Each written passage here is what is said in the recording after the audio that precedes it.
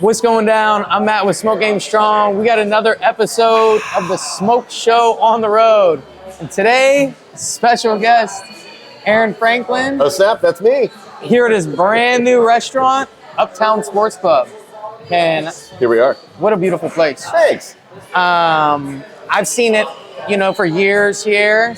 How long has this journey been on turning this place into So Uptown? we've been working on it for about 6 years.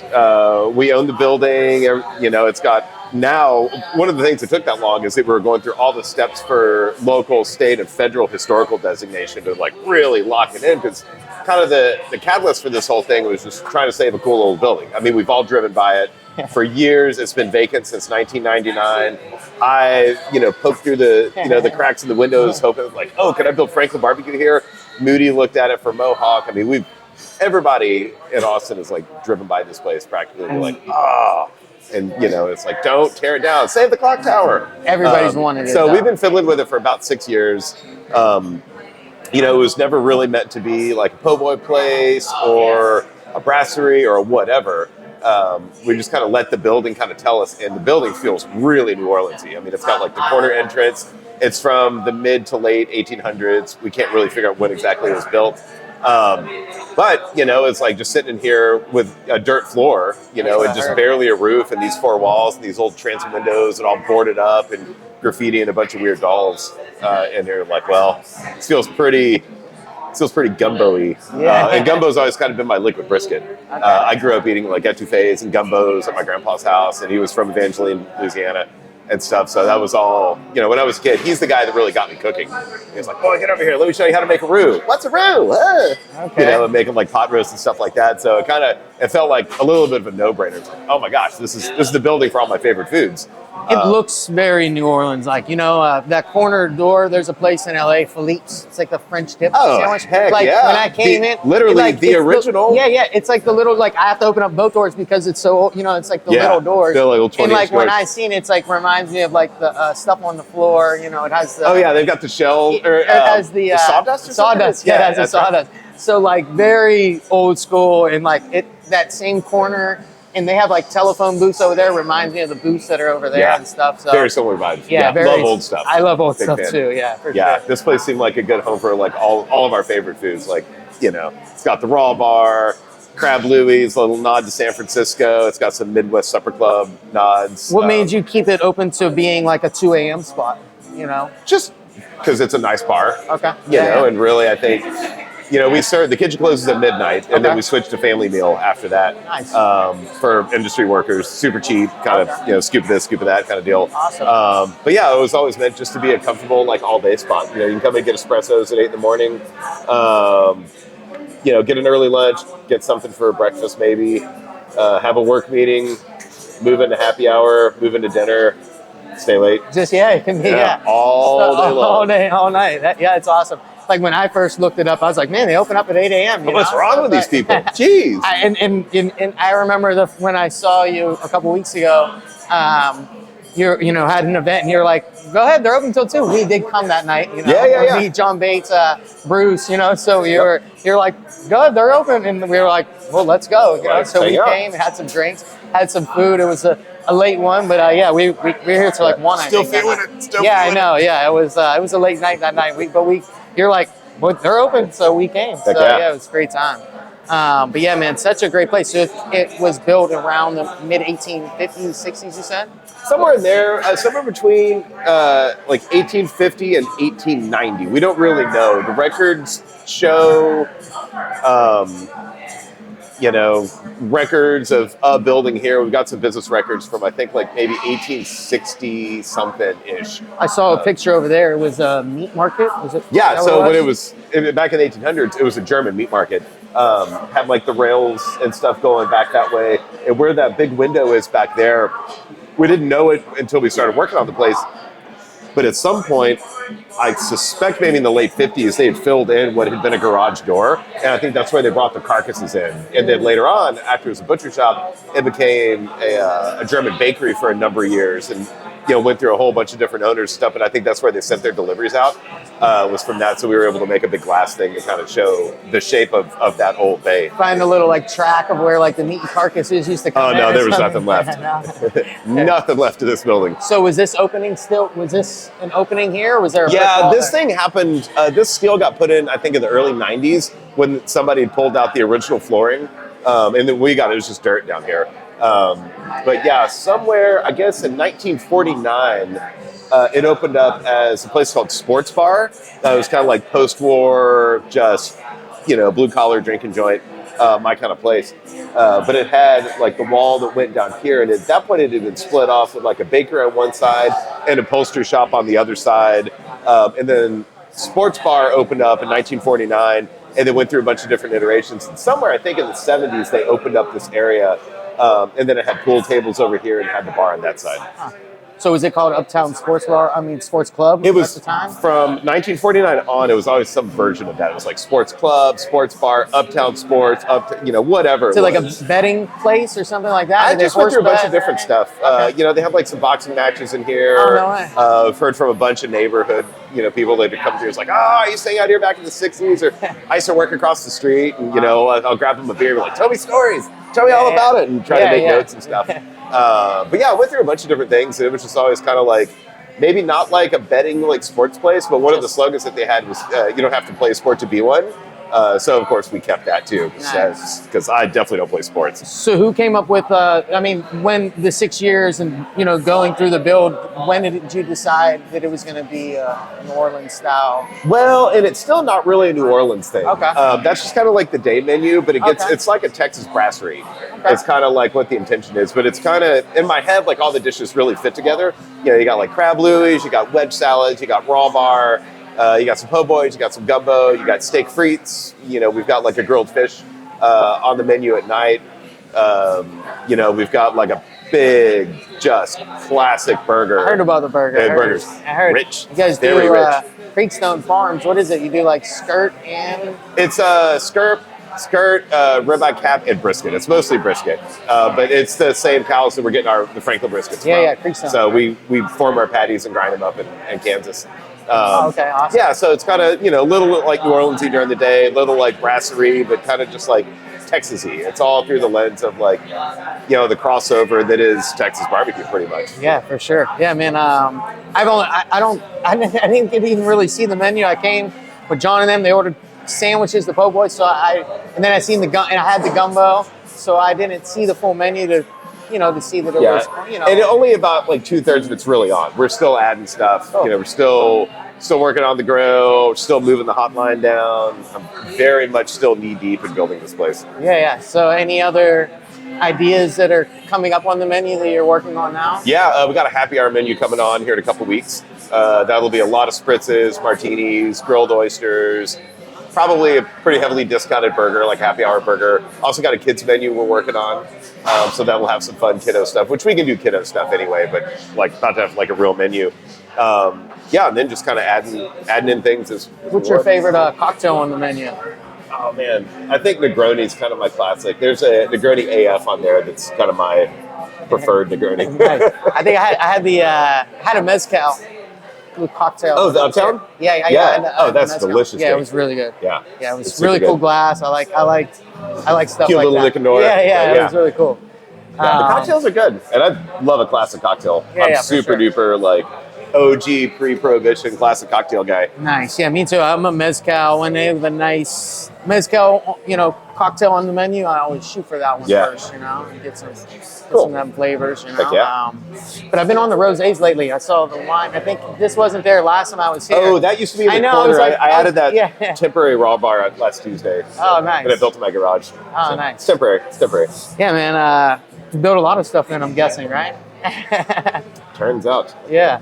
I was watching recently, and you saying about like on your pits, you built like 30 of them before you got it right. And it gosh, showed, maybe more than that. Actually. I know it's man.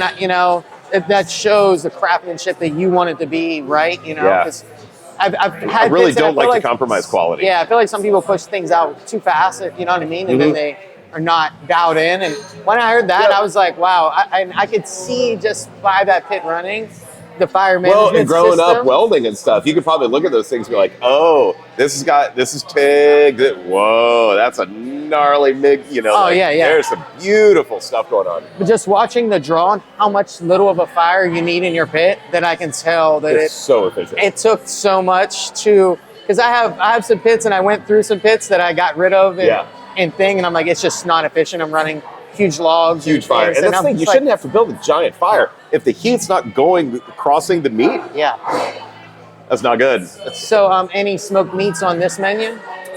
So we've got smoked turkey, which is Franklin turkey that goes on the Sports Club. Okay. The redfish on the half shell at night is slow smoked above the grill, and then the steaks. We have a strip loin steak, for the steak frites, and that starts off hot, mellows out, and then gets picked back up. Nice. Just for fire time. Yeah. How much time do you think it takes to cook a steak on that? 7.5 minutes. Okay. So down, put it up, and then back down. Yeah, and actually, we're still kind of messing with the recipe, so there's some butter involved. For sure. And then we also have a smoked trout dip on the menu. Smoked trout dip? And we get in whole trout and we smoke them up top. Here? In the morning. So so during the day, the grilled menu comes on in the early evening every night for the dinner menu, but during the day we're using the grill for prep. Okay. So that's kind of where that trade-off, it's like we can't build a rage and fire and slow smoke stuff. But I'm also still building a new grill for this place. That was too small, turns out. Oops. So what are you going to do? Are you going to build one in the back more? Or? No. It's just going to fill. I'm going to cut that one out, and we just need more grill space. That one's only 26 inches wide. It's the size of a sheet tray, because everything's like sheet tray, modular and stuff. Yeah. It's just not big enough. Yeah. Turns out we need more. What about the burgers? Do you grill the burgers? They're flat top. Flat top. Yep. Cool. Smash them down. What are they, like a half pound? They come in as 2 4-ounce patties. I'm sorry. Yeah, that's right. 2 4-ounce patties. And each burger is a double patty, so it's got the burgers. Really good. Gosh darn. So we make our own buns and everything. We have somebody make them for us. A recipe that we came up with a friend. I was talking with the chef. He said it was an extensive thing to get, to how's this bun and how's this burger. It was really a pain because the bun that I wanted to make up is like something that has like notes of grandma's like yeast rolls for like Thanksgiving, like super yeasty. But then that affects like the sugar of everything, of course. But then I also wanted to have the texture of a Parker House roll. I've never had a Parker House roll. Well, a good one is so good. So just, oh my God, so tasty. From Boston. Okay. So like a little bit of yeast roll, a little bit of Parker House, the shape of a brioche, but the texture and feel of I guess how soft it is like a Mrs. Baird's burger bun. Okay. Just like get that nostalgia, Miss Baird's, we're in Texas. Anyway, so we nailed it, but the buns are really tough. But anyway, so the burger is that bun, toasted butter on flat top, and then it gets a little swish of Duke's mayo, then it gets the bottom patty, which is done on a flat top, seasoned with Lowry's, because that's the nostalgia. That's the secret, huh? Yeah, it's actually a little salty. I need to cut it with something. I like salty. I'm a salty fan. Well, these burgers are so rich. Luckily, I don't keep my Jacobson in my pocket and literally. I actually used to keep a Jacobson. I'm serious. I ate dinner last night and was like, hold on, I'm the guy that always asks for crunchy salt and a lemon. Yeah, I saw him at the event and I actually randomly bumped into him and I was like halfway up there. He was like, let me give you a little push. He gave me a push and I was like, I saw the hat and he's like, let me give some salt. And I was I know you. I know who you are. Great. Ben's a sweetheart of a guy. Yeah, he's such a great guy. But so the bun, and then it gets a 2-year aged white cheddar patty, 2-year aged white cheddar, another patty, white American cheese, and then gets a boatload of pickles, and then a swipe of Dijon. Such a good burger. So they're crispy, good flat top. So did you always use Duke's mustard? Is that your jam? Duke's mayo. Oh, Duke's mayo. Sorry, I'm mustard. I grew up on Hellman's. I'm from Pennsylvania, which I grew up on not Hellman's. I grew up on Miracle Whip. Yeah. So, my aunts, some of they had Hellman's. I'm like, I don't. Yeah. Why is it so Miracle Whip? Whip, Weird. But Duke's is the jam. Duke's is definitely the best mayo out there for sure. We use it at Franklin for the potato salad, and we use it here too. Okay. Nice. We cross over a lot of ingredients between the two places. For sure. you use it as a slather at all? No, that's gross. No one would do that. Hey, just trying to, maybe. But that is a real old school thing, though. Like, oh man, put some mayonnaise on it. I know. My cousin was like, "Oh, it keeps it juicy." I'm like, dude, that does not look really, good. it's just fat. It's just an emulsion, so Yeah. it makes sense. But the thing is that it may like encapsulate this thing in like some type of fat, but it'll also accept all the bad flavors you're burning in an incomplete fire. So like, as you burn through, like a weak fire, with poor combustion, all that particulate is more fat soluble, so it sticks to the mayonnaise. But if you have a water-based something going on, aka the protein in the actual meat, will mostly attract the better flavors if you're burning a clean fire.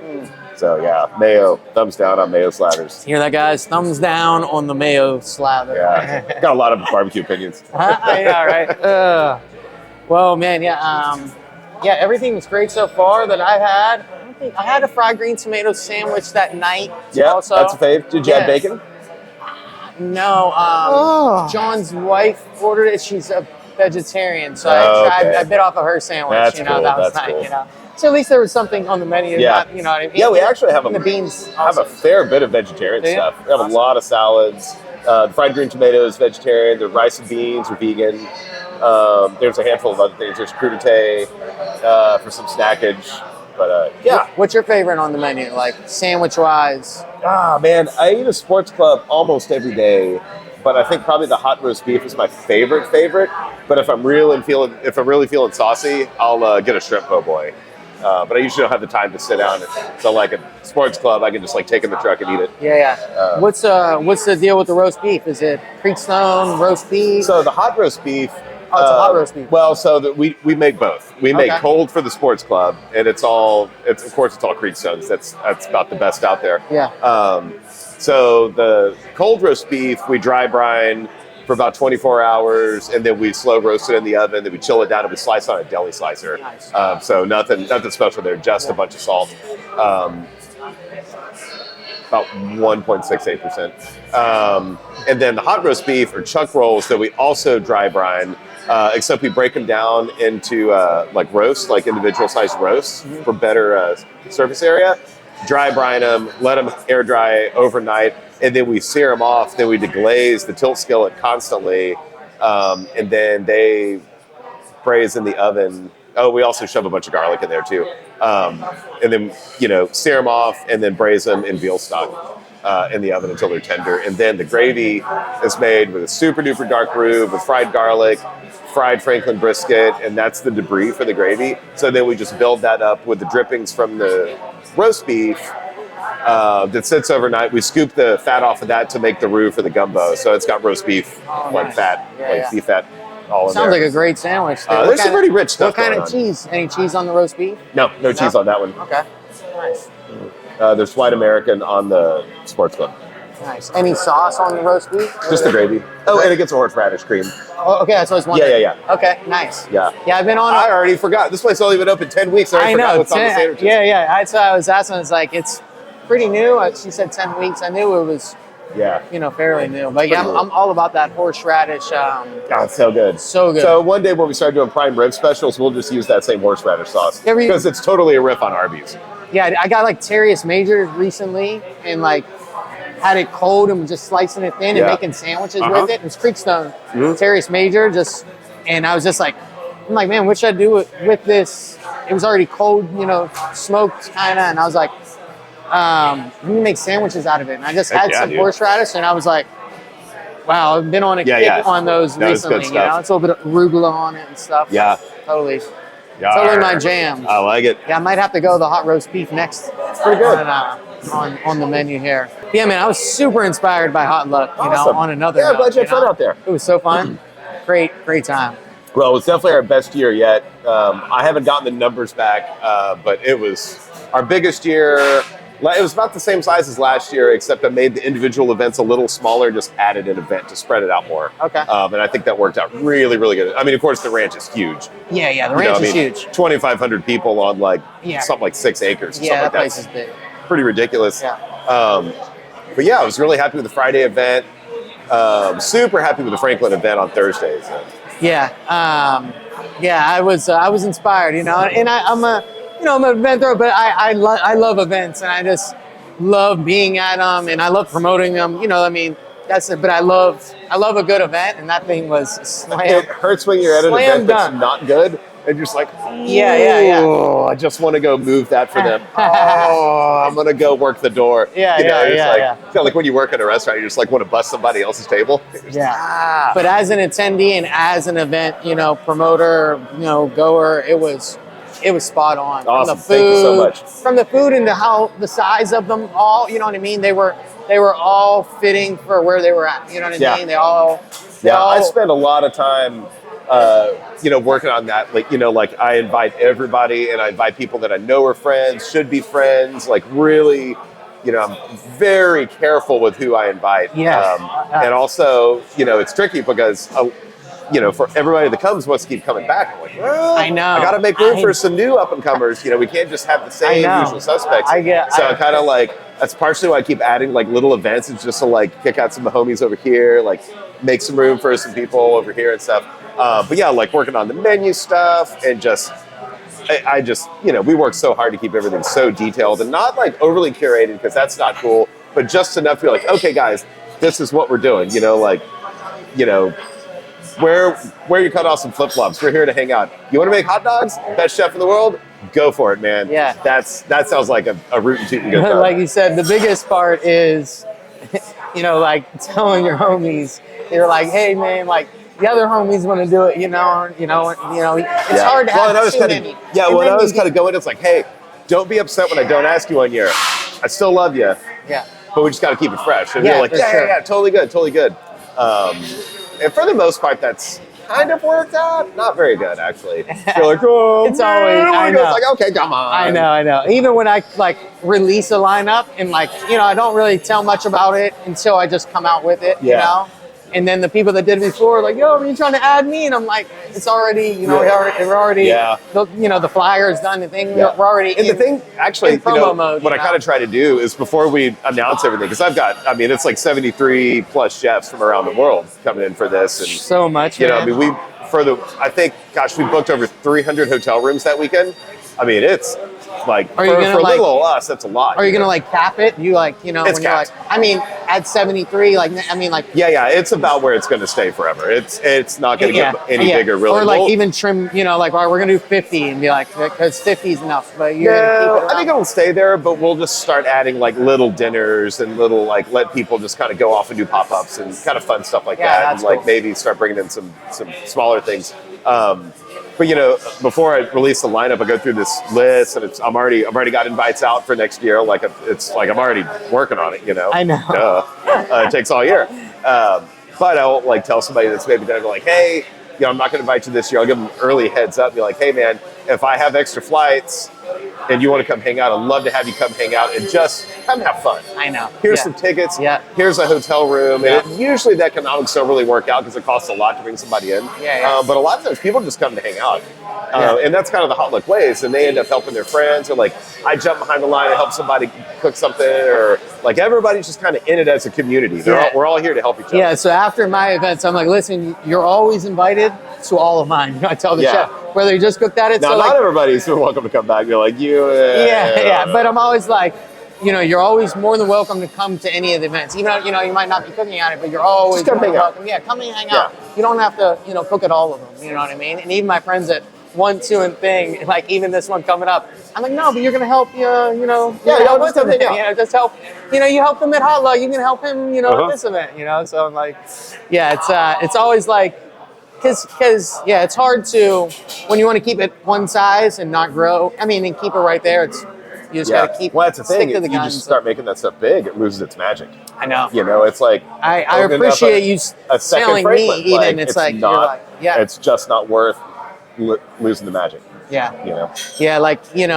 Even talking to you about it before my event and then seeing you after and like how'd it go, and I'm like, everyone had a great time. You're like, that is the magic about it, of where it's at. And I gotta always not, check myself like, man, it's right where it's supposed to be. It doesn't need to be, this or Yeah. that. It's great the way it is. It's great the way it is, Build it up from inside. Yeah, I remember my cousin, telling me like the first one. I'm like, man, I hope to do 150 people. You know what I mean? Yeah. I was shooting for 175 my first one. 2 years ago. He's like, hey man, even if it does 50, like I'm sure, that's still a fun party. Like it's still gonna have that great, feel of your first one. And it did the 175, but it was still perfect. It was like the size I exactly wanted it to be, and it was small. You know. How many people came out to the last one? The last one, it did about 400. Yeah, we did it like right around 350 tickets. So 400 guests and friends. It was a great little time. Perfect size. I know. I'm like, you know what?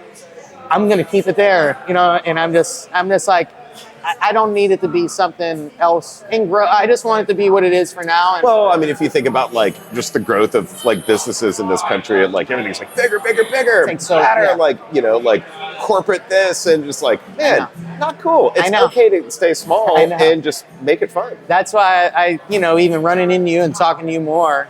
Like Franklin is. It's the one stop, and that's why it's. I mean, it has that. And the only thing we'll ever evolve on is making it better. Yeah, awesome. Like we'll never be another location. We'll, we cook so much food, and we'll never really cook more than that. That's just all we can fit.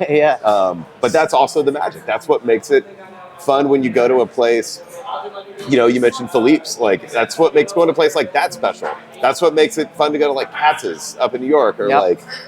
The original like Skylight Inn or something like that. Like some of these. Yeah, the Rainbow Room. And like like all that kind of stuff. That's, they're small and that's a really fun place. Every time I go to like Philippe's, like, it's the big long tables and I sit beside somebody. Like, I got the horseradish. Yeah, it's so good. It's such a great mustard. I always get the deviled eggs there. And a pickle. Potato salad is really good too. I always try to find like the oldest person there and sit beside them, and they're like, I've only been coming here for 40 years, and this guy's like, that guy over there has been coming here for and he's got like the pig's feet. And he's like, tell me you got to get this brine for 2 weeks, and it's like all these old ladies, that are working there from like. I think they're all like German or something, It's like these very, German ladies, and they're so like, and I'm like, man, I love this. Well, it's place. like back in the day, like hanging out at Kreitz before it moved. And what is now Smitty's, of course, but like kind of the same thing. I love. You're going in there, and it's like, Smitty's is where I go, and I just sit there. You know what I mean? I like order, and then just sit I gotta there ring a sausage and just sit there. And I run into this older guy named Royce. He's like 90, and I'm like, oh, he's like, oh, I'm just hanging out, and I'm like, can I buy? I bought him. I like ran into him a few times there, and like bought him lunch, and I'm like that's like the dream to go to an old place and talk to somebody who's been going there forever, and just catching a couple of stories. That's why I almost exclusively eat meals that are by myself at old places with bars. So you can just sit there and be like, get a cheeseburger, get a whatever. Be like, oh, hey, how's it going? And like, hello. And you start chit-chatting with all the old timers. I love that stuff. I know. I'm a sucker for that, and I'm always talking to somebody. You know what I mean? That's kind of why we made Uptown. Just like it's kind of like that place for the neighborhood. Even, dude, I was here last time, and there was 2 guys randomly in wheelchairs, and I'm like, what are these guys having a meeting? And they were separate, right? Really? And then I go to the Austin game, like, 3 days later, and the guy comes up to me and he's like, hey, man, you were at Uptown the other day. That's awesome. Guy in the chair, because we're in the section. And I was like, did you know the other guy's like, no, how weird is that? Like, There's like weird. 3 dudes in wheelchairs like at the same place, like eating lunch at like noon, But met a really cool guy who's in the food industry, worked at the Driscoll for years. Oh, that's awesome. So he was really nice, and he's super cool. Yeah, he was here. He's like, oh, I've been there a bunch of times. And way cool. So now y'all can start meeting up for lunch. And I was like, man, he got season tickets to the game. I was like, dude, let's hit Uptown, let's hit the game. Yeah, badass. He's a great guy. That's kind of the way the Franklin line works too. The guy that he was with still works at the Driscoll. He's like, oh, I don't know if you've seen who I was with. I was like, but he was explaining. He was like in the food and worked at the Driscoll, but got hurt and now works with Lone Star Paralysis and does stuff with those guys. Very cool. What I mean? It's all local, but he's like, my friends. Oh, man. I think I know who you're talking about. He has been here a handful of times. I've totally talked to that guy. Yeah, great guy. Yeah. But, I didn't talk to him then, but we met after, by being Small at the world. same restaurant. And that's Austin. I know, That is real Austin. Exactly. Such a great city. Yeah. I love how small it is, Like, I live in South Austin, and downtown in 20 minutes. Yeah. We were riding through the city the other day, and there's, like, no traffic. like cutting from the 1 to the 35. Well, you got lucky. It was a Sunday, and I told my wife, I was like the city is small. Like, you know, I couldn't imagine cutting across like. Yeah, we're kind of losing it quick though, but doing what we can to preserve it. Yeah. So, what's your take on, you know, just your vision on this place in the next 10 years? Just. I think we'll get a lot better at it. God, I hope so. It's always kind of squirrely opening up a restaurant. Yeah, I mean, I think it's going to really just look about like it does. You know, not looking to really make too many changes, but I think with this place, 10 years down the road, you know, maybe a little more busted, a little bit more broken in. And I think the menu will be better, and I think it will just really, I hope that it'll end up being one of those places that just keeps chugging along. Are you going to do some like beignets on the breakfast menu No, at all? probably not, but we might bust them out one day for like a Sunday brunch or something like that. Nice. I'm trying to, because there's so much more to the menu than just straight up New Orleans stuff, I kind of don't want to keep doing like New Orleans-y things unless it's got like our spin on them. Because I'm kind of a weirdo, like I like things to just feel a little off. You know, it's like, oh, it's not just beignet, it's a blah, blah, blah. Oh, what is this? So until I figure out how to make that weird dough work, I haven't figured it out yet. But yeah, I think we're going to add some breakfast stuff here pretty soon. That was always kind of part of the plan. Just kind of wanted to get in with the lunch prep and see how demanding that prep is. And it is a beast, turns out. But, you know, we're kind of growing into it. So, yeah, I think we'll just be adding stuff over the next several years and taking some stuff off the menu, and we'll just gradually rotate some stuff. I want to do, like, lunch specials where Thursdays, you know, like roast pork and broccolini day or whatever, or you know, just start adding some sandos. What about, what's the brunch menu like on the weekend? Any buffet by chance? No plans to do a brunch right now. Oh, okay. But maybe one day. Okay. Nice. You never know. We'll see. We'll just have to see. Yeah. Possibilities are We're just making this up as we go. Yeah. Well, hey, man, it's been And that's the beauty of a locally owned business. Like, there's no, like, big, like, oh, it's got, like, next 10 years later. It's like, we don't know what's going to happen. Yeah. We don't know what's going to happen next week. My God, there could be a pandemic that happens randomly. You know, it's like, just kind of, like, have enough foresight with, like, know where you want to get to, but you don't really have to map out how you're going to get there. And without the pandemic happening, was this planned to open up before, or was this about? We were actually supposed to start construction in March of 20. Okay. And then we pumped the brakes pretty heavily, like, whoa. Like, we were funded and everything. I was like, man, not a good time to start building, like, hey, we're making a restaurant. You know, like, it's pretty rough on the industry. So we just kind of sat on it for a couple of years. So I bumped into Rose actually last time I was here, and she was telling me about some of the pretty much artifacts that are in here. So she was saying that came from Philly, the boots over there. Yeah. From like the 1900s. Early 1900s, yeah.